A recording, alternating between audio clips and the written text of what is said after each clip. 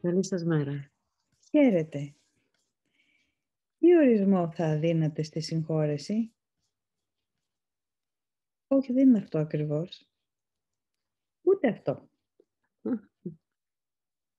Τα μαθήματα θαυμάτων έχουν ένα τελείως διαφορετικό ορισμό για τη συγχώρεση από αυτό που νομίζουμε ότι είναι.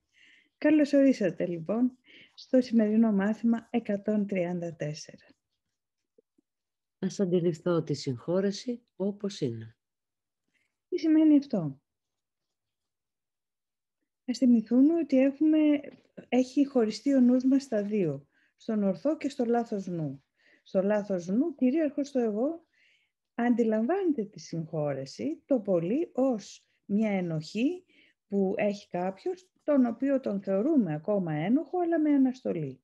Γιατί στον κόσμο του εγώ που κυριαρχούν η μορφή, η ύλη, το σώμα και οι συμπεριφορές, και από αυτές η αμαρτία, η επίθεση, η αρπαγή, η έλλειψη, η κακοποίηση και ο θάνατος είναι όλα αυτά λόγοι για τα οποία καταδικάζει τον άλλον και θα μπορούσε ενδεχομένως να συγχωρήσει εάν το έβλεπε ένοχο τον άλλον, αλλά με αναστολή. Θα παραιτηθώ της εκδικήσεως. Αντίθετα στον ορθό νου, επικρατεί μια άλλη αντίληψη για τη συγχώρεση. Αντιλαμβάνεται τα πάντα ως αθώα, επειδή βρίσκεται σε ένα άειλο και υπερβατικό και άμορφο κόσμο, όπου επικρατεί η αθωότητα, η πληρότητα, η αιωνιότητα, η ειρήνη και η αγάπη. Τι έχεις να συγχωρήσεις γι' αυτά? Τίποτα.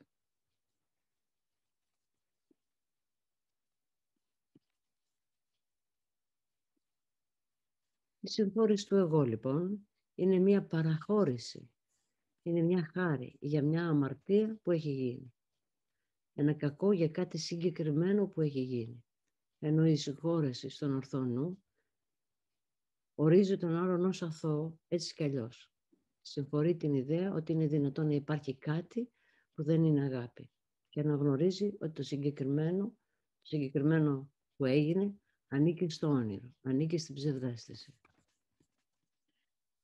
Το νόημα της συγχώρεσης είναι εύκολο να διαστρεβλωθεί και να γίνει αντιληπτό σαν κάτι που συνεπάγεται μια άδικη θυσία της δίκαιης οργής. Ένα δώρο δικαιολόγητο που δεν αξίζει να δοθεί και μια πλήρης άρνηση της αλήθειας. Από αυτή την άποψη η συγχώρεση πρέπει να φαίνεται απλώς σαν μια κεντρική ανοησία και αυτή η σειρά μαθημάτων φαίνεται να βασίζει τη σωτηρία σε μια ιδιοτροπία. Και σκεφτείτε το. Αν κάποιος με κακοποιήσει, μου φερθεί βάναυσα, με το χειρότερο τρόπο και έρθει κάποιος και μου πει συγχώρεσέ του, το πρώτο πράγμα που θα κάνω δεν θα είναι να εξοργιστώ, να πω δεν φτάνει που με κακοποίησε, να τον αθωώσω και από πάνω να τον συγχωρήσω? Ίσως βέβαια μετά από καιρό που θα καταλαγιάσει το συναίσθημα, ίσως όταν θα έρθουν άλλες σκέψεις και συνειδητοποιώ πόσο τοξικό είναι για μένα το να συντηρώ την κακοποίηση, την έννοια του θύματος και της βλάβης στο νου μου, ίσως αρχίσω να θέλω να συγχωρώ. Παρ' όλα αυτά το να ζητήσουμε να συγχωρεθεί κάτι που θεωρούμε ότι αληθινά μας έχει βλάψει είναι λίγο εξωφρενικό στα μάτια του εγώ. Ναι. Αν αυτό είναι αλήθεια, η συγχώρεση είναι θυσία. Ένα δώρο σε κάποιον που δεν το αξίζει. Αυτή η διαστρεβλωμένη άποψη του νοήματος της συγχώρεσης διορθώνεται εύκολα όταν μπορέσει να αποδεχτείς το γεγονός ότι η συγχώρεση δεν ζητείται για ό,τι είναι αληθινό. Πρέπει να περιοριστεί σε ό,τι είναι ψεύτικο. Δεν έχει σχέση με τίποτα εκτός από τις ψευδαισθήσεις. Η αλήθεια είναι η δημιουργία του Θεού που καθρεφτίζει τους νόμους του και ακτινοβολεί την αγάπη του. Το γεγονός ότι η αμαρτία δεν είναι πραγματική είναι που κάνει τη συγχώρεση φυσιολογική και εντελώς λογική. Μια βαθιά ανακούφιση σε εκείνους που την προσφέρουν, μια σιωπηλή ευλογία εκεί που λαμβάνεται. Για να το δούμε και εικονογραφημένο αυτό. Ποιος θα πετούσε συγγνώμη για ένα καυγά που είδε στον ύπνο του? Αν αυτό δηλαδή το που το έζησα ως αληθινό συνειδητοποιήσω ότι το έχω δει στον ύπνο μου, ότι είναι ένα όνειρο, μια ψευδαίσθηση, τότε η συγχώρεση σε αυτή την περίπτωση είναι ταυτόσιμη με την αφύπνιση. Τη στιγμή που ξυπνάω, δεν έχω λόγο να συγχωρήσω κανένα, γιατί αναγνωρίζω ότι ό,τι βίωσα ήταν απλώς ένα όνειρο. Σε αυτό ακριβώς μας καλούν τα μαθήματα θαυμάτων να αποκτήσουμε επίγνωση. Όταν καυγαδίζουμε και επιτιθέμεθα, απλώς υπνοβατούμε. Η συγχώρεση είναι το μόνο πράγμα που υπερασπίζεται την αλήθεια στις ψευδαισθήσεις του κόσμου. Βλέπει την ανυπαρξία τους και η ματιά της διαπερνά ανεμπόδιστη τις χιλιάδες μορφές με τις οποίες μπορεί να εμφανιστούν. Κοιτάζει τα ψέματα, αλλά δεν ξεγελιέται. Δεν παίρνει στα σοβαρά τα ουρλιαχτά των αμαρτωλών που έχουν τρελαθεί από ενοχή και κατηγορούν τον εαυτόν τους. Τους κοιτάζει με μάτια γαλήνια και απλά τους λέει: «Αδερφέ μου, αυτό που σκέφτεσαι δεν είναι αλήθεια». Για να θυμηθούμε ένα από τα προηγούμενα μαθήματα, ας το δούμε. Αν αυτό που έχουμε βιώσει στην καθημερινότητα, αυτός ο καυγάς, αυτή η κακοποίηση,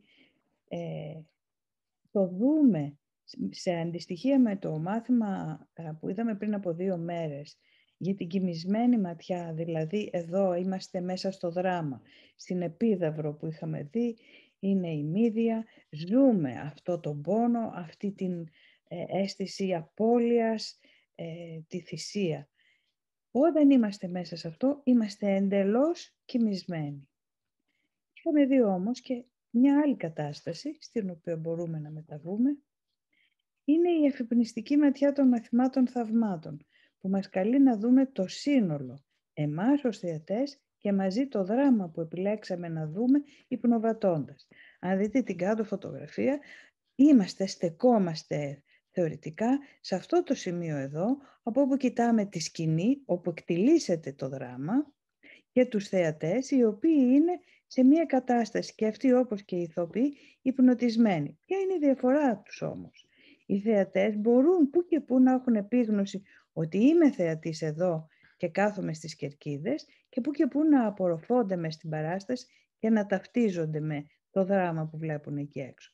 Η τρίτη θέση στην οποία καθόμαστε εμείς τώρα, σε αυτό εδώ το σημείο, μας δίνει την ευκαιρία να κρατάμε στο νου μας τις ιδέες των μαθημάτων θαυμάτων, ότι όλο αυτό που βλέπουμε είναι απλώς μία κατάσταση μέσα στο νου μας και δεν είναι πραγματικό. Είναι ένα δράμα στο οποίο παίζουμε. Για να θυμηθούμε και αυτό που είπε η προηγούμενη φράση, Μαρία μου, που έλεγε: η συγχώρεση των θαυμάτων δεν παίρνει στα σοβαρά τα ουρλιαχτά των αμαρτωλών που έχουν τρελαθεί από ενοχή και κατηγορούν τον εαυτό τους. Τους κοιτάζει με μάτια γαλήνια και απαλά τους λέει: αδερφέ μου, αυτό που σκέφτεσαι δεν είναι αλήθεια. Και θυμάμαι παλιότερα υπήρχαν κάτι ταινίες με τον Κόμι Δράκουλα, αν θυμάστε. Λοιπόν, εκεί στην ταινία, στην πιο κρίσιμη στιγμή που πήγαινε αυτός και δάγκωνε το θύμα και μετά γύριζε και μας κοίταζε και ήμασταν στην αποκορύφωση της αγωνίας και του φόβου και από το στόμα του τρέχανε αίματα με τα δόντια αυτά τα τρομερά, κάποιος από τη γαλαρία συχνά πεταγόταν και έλεγε: σιγά την κέτσαπ βρε μεγάλε. Ίσως να θυμάστε, ίσως να σας έχει τύχει. Αυτό ακριβώς είναι. Μια άλλη μορφή για να κατανοήσουμε τα μαθήματα θαυμάτων είναι η κέτσαπ. Δεν παίρνει στα σοβαρά. Μας καλεί να μην πάρουμε στα σοβαρά αυτό το κόσμο του δράματος και του μεγαλείου και του ωραίου και του πονετικού. Μην το πάρετε στα σοβαρά. Δεν είναι αλήθεια, μας λέει. Πώς θα το πάρουμε όμως? Μας προτείνει.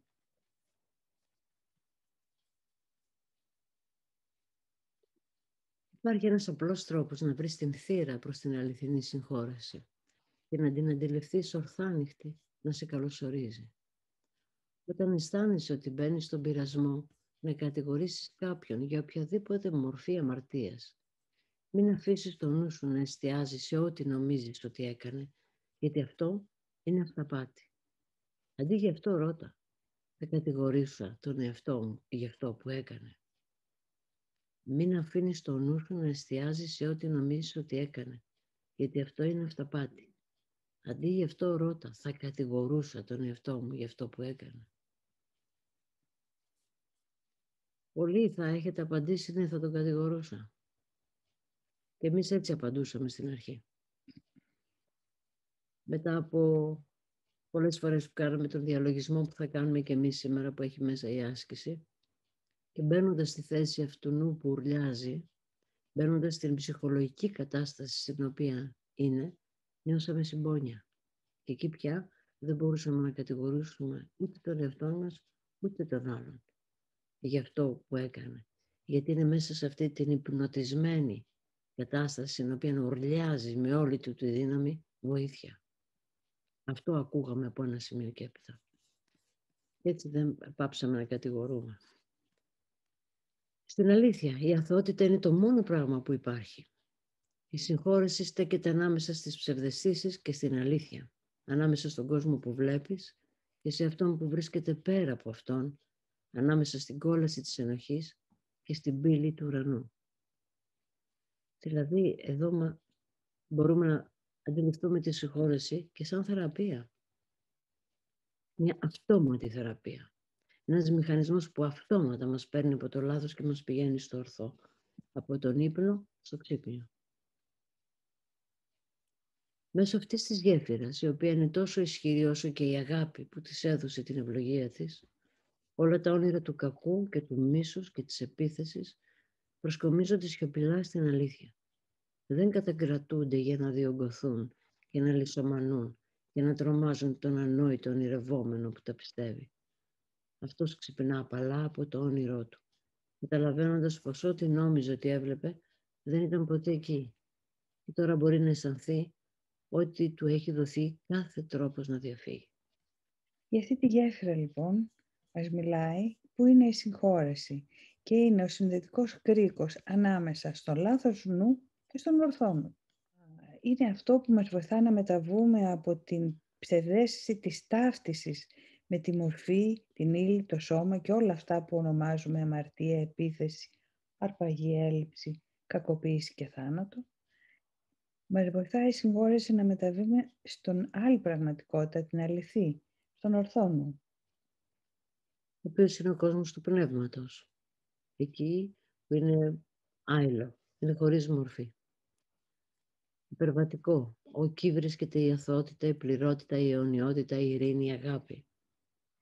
Και στην ερώτηση που έχει κάνει η Κόνη, θέλω να ρωτήσω οι ψυχές που βιώνουν τα μαθήματα θαυμάτων και σώζονται, πού πηγαίνουν μετά το σωματικό θάνατο. Πηγαίνουν από τον λάθος νου στον ορθό νου, Κόνη. Και εφόσον το έχουν βιώσει ήδη σε αυτόν τον κόσμο, πριν φύγουν, ήδη βρίσκονται στον ορθό νου. Υπάρχει κι άλλο ένα όμορφο σχόλιο από τη Ρούλα. Είχα την εμπειρία σαν παιδί όταν έβλεπα μαζί με τους γονείς μου μια ταινία. Στις τρομακτικές στιγμές γύριζαν και μου έλεγαν σιγά σιγά στα αυτή. Δεν είναι αλήθεια. Πράγματι, οι γονείς σου έκαναν αυτό που τα μαθήματα θαυμάτων μας λένε για το σύνολο αυτό που βλέπουμε και ζούμε. Δεν είναι αλήθεια. Να συνοψίσουμε λοιπόν, λέγοντας πριν κάτι. Το σημερινό μάθημα, όπως και πολλά από τα μαθήματα που κάνουμε και από τα μελλοντικά, επειδή είναι εκτεταμένα, δεν τα αναφέρουμε σε όλη τους τη λεπτομέρεια σε αυτές τις συναντήσεις μας. Γι' αυτό ένθερμα σας παρακαλούμε, πηγαίνετε στο βιβλίο, ανατρέξτε στο μάθημα ή στην ιστοσελίδα noosfera.gr όπου είναι αναρτημένα και διαβάστε το με όλες του τις λεπτομέρειες. Εμείς εδώ κάνουμε μια σύνοψη σήμερα του μαθήματος, εξηγώντας βασικά σημεία. Η σύνοψη λοιπόν, η πιο ολοκληρωμένη ασθενική μορφή συγχώρεσης είναι πρώτον, η αναγνώριση της φαινομενικής πραγματικότητας ως αυτό που είναι, ψευδαίσθηση και γι' αυτό χωρίς αληθινή υπόσταση, ανύπαρκτη στην αλήθεια. Και δεύτερον, έμπρακτο γνώθης αυτών, δηλαδή η αναγνώριση του ποιος είμαι αληθινά. Είμαι άτρωτος, αναμάρτητος, ένα με το Θεό. Αγάπη στην πιο καθαρή και αγνή μορφή της, αληθινή και απέραντη. Και όπως λέει η Αναστασία, καταλαβαίνω εδώ ότι η θεραπεία χωρίς συγχώρεση όλων και προσώπων και καταστάσεων δεν μπορεί να υπάρξει.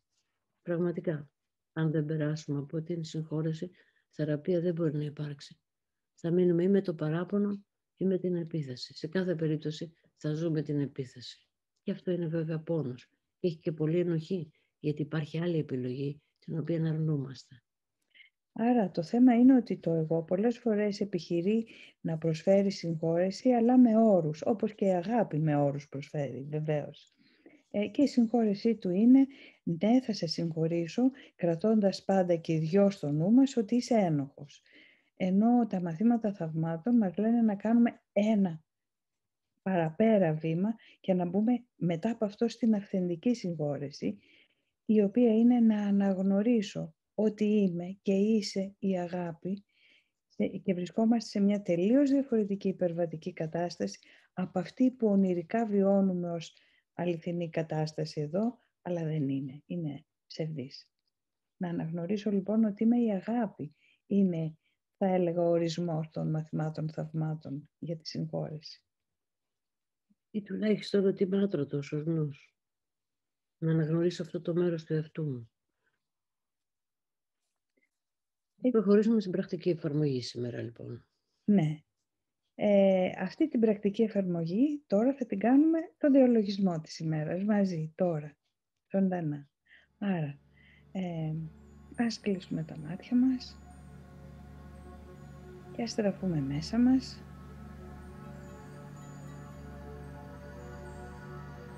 Γιατί σήμερα εφαρμόζουμε την αληθινή συγχώρεση, ώστε η ώρα της Ένωσης να μην καθυστερεί πια. Για να επιτευχθεί αυτό, ας αφιερώσουμε 1/4 τώρα στον οδηγό που καταλαβαίνει το νόημα της συγχώρεσης και ο οποίος στάλθηκε να μας διδάξει. Ας συγκεντρωθούμε λοιπόν στην αναπνοή μας, παρατηρώντας τις απαλές κινήσεις της εισπνοής-εκπνοής.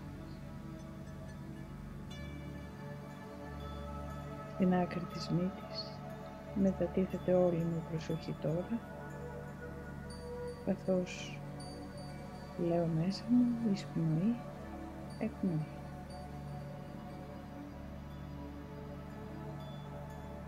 Εισπνοή, εκπνοή.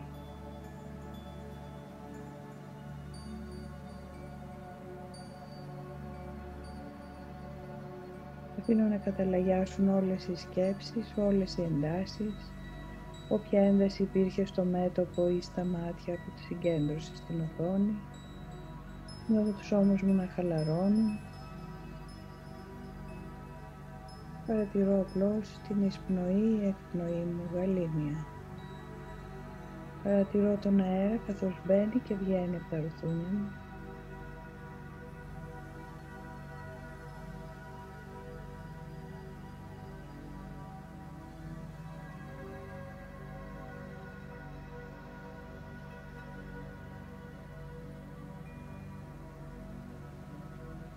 Και στρέφω την προσοχή του νου μου στον εσωτερικό μου οδηγό και ας του ζητήσω να με στηρίξει ώστε να αντιληφθώ τη συγχώρεση όπως είναι. Ας το πω μέσα μου. Ας αντιληφθώ τη συγχώρεση όπως είναι.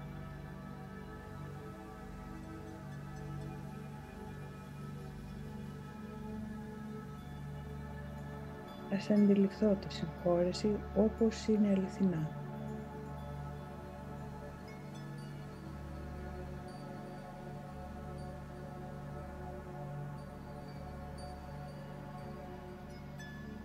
Τώρα διάλεξε μέσα στο νου σου έναν αδελφό σύμφωνα με την καθοδήγηση που θα σου δώσει ο εσωτερικός σου οδηγός.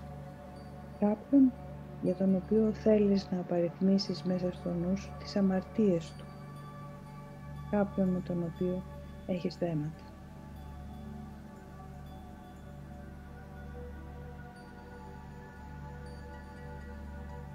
Δες τώρα μέσα στο νου σου και απαρίθμισε τις αμαρτίες του.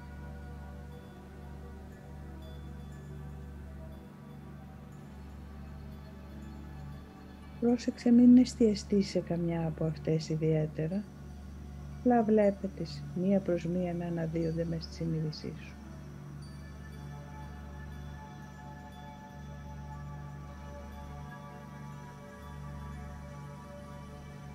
Τώρα όμως θα χρησιμοποιήσεις αυτές τις επιθέσεις μόνο για να σώσεις τον κόσμο από όλες τις ιδέες της αμαρτίας.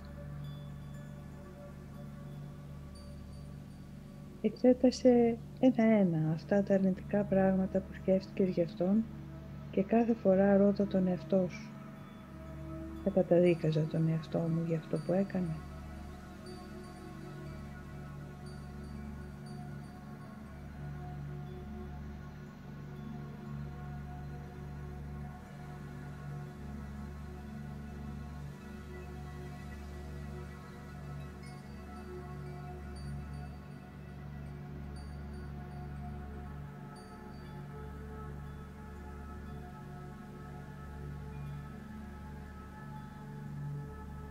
Για ένα προς ένα όσο τον κατηγορείς, ρώτα μέσα σου. Θα καταδίκαζα τον εαυτό μου για αυτό που έκανε?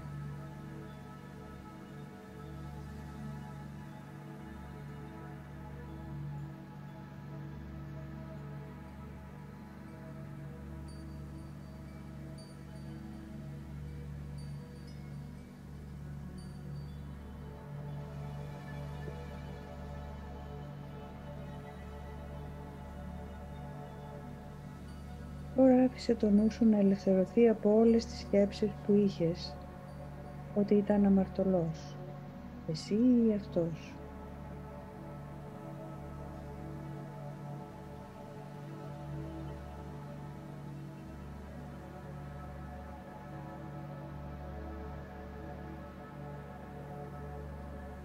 Τώρα έχεις προετοιμαστεί για την ελευθερία.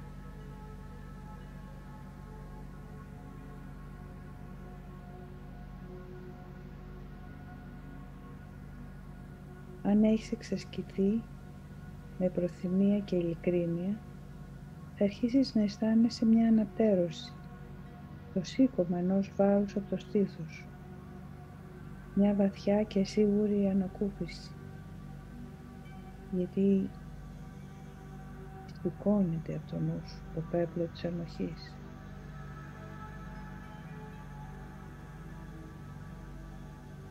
Επίτρεψε στο νου σου να αποτινάξει το πέπλο της ενοχής και από τους δυο σας.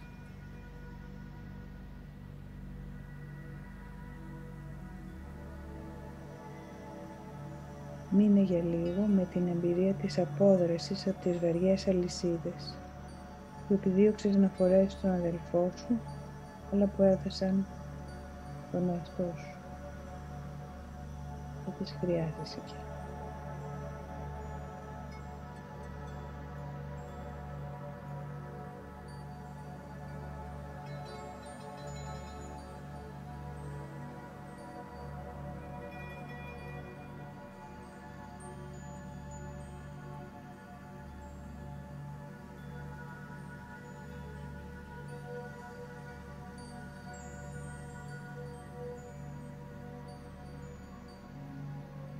Νιώσε την ανακούφιση και την ελευθερία της αθωότητας.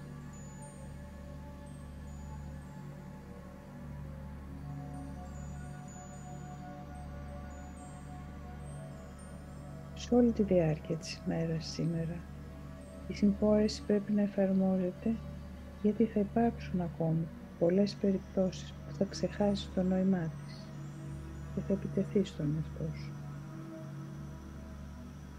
Όταν συμβαίνει αυτό, άφηνε το νου σου να βλέπει πέρα από αυτή την ψευδαίσθηση, καθώς λες τον εαυτό σου. Ας αντιληφθώ τη συγχώρεση όπως είναι. Θα κατηγορούσα τον εαυτό μου γι' αυτό? Δεν θα φορέσω αυτή την αλυσίδα στον εαυτό μου.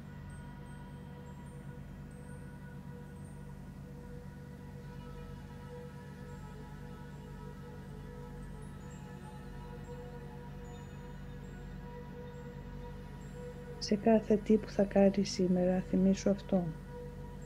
Κανείς δεν σταυρώνεται μόνος του και ωστόσο κανείς δεν μπορεί να εισέλθει στον ουρανό από μόνος του.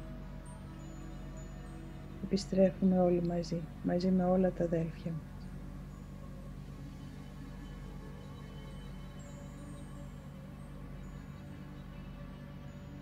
Και παίρνοντας μια αργή βαθιά εισπνοή, κρατάμε την απόφαση για αθωότητα και εκπνέοντας σιγά σιγά, ανοίγουμε πάλι τα μάτια μας.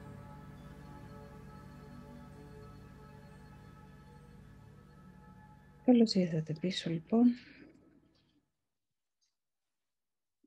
Έτσι, με αυτή την σημερινή ευκαιρία να μοιραστούμε ταυτόχρονα αυτή την πρακτική εφαρμογή, ξέρουμε τώρα το δρόμο. Μπορούμε να τον βαδίζουμε και αν μπερδευόμαστε, να θυμόμαστε. Έχουμε τον εσωτερικό οδηγό μας που είναι πάντα εκεί, πάντα πρόθυμος, με μεγάλη χαρά και προθυμία, να μας βοηθήσει να αποτινάξουμε το πέπλο της ενοχής. Καλημέρα σε όλους. Καλή εξάσκηση. Χαίρετε.